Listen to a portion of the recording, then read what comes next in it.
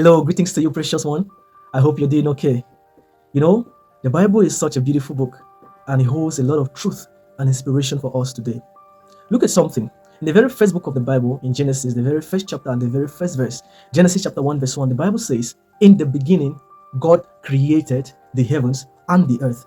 Now, verse 2 says, "Now the earth," they are describing for us how the earth was. Now, the earth was without form. It had no form. It was void, meaning it was empty, and darkness covered the entire earth.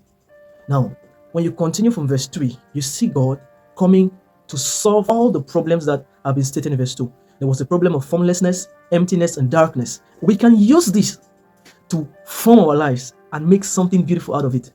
You and I can be in a situation where our lives can be described like how the earth was described in verse 2. Our lives are without form. We cannot see any meaningful form in our life. It's like we have no essence. Our lives feel empty. And of course, there is darkness. So you and I can come to that place where we decide that we can have our own beginning. Today, this week, this month, this year, we should have our own beginning.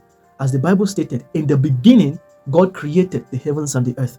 Now you and I must have lived a couple of years already. One thing is for sure, the clock will never stop ticking. Our age will keep adding. But then we can decide to have a set point, a pivotal moment in our lives where everything changes for good. The moment where we come to realize that we can start now, we can start right here, we can start today to start producing and making meaning out of our lives. We can have in the beginning, we created. In the beginning, we took the decision to change our lives. In the beginning, you understand? There should be a beginning to that process of cutting those unhealthy habits.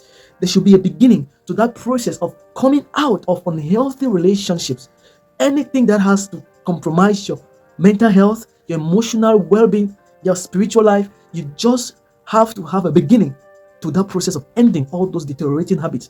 It is important that we are vulnerable with ourselves enough to say that where I am right now, I am formless, I am empty, and there is darkness. I know nothing. I am clueless of what's the way forward.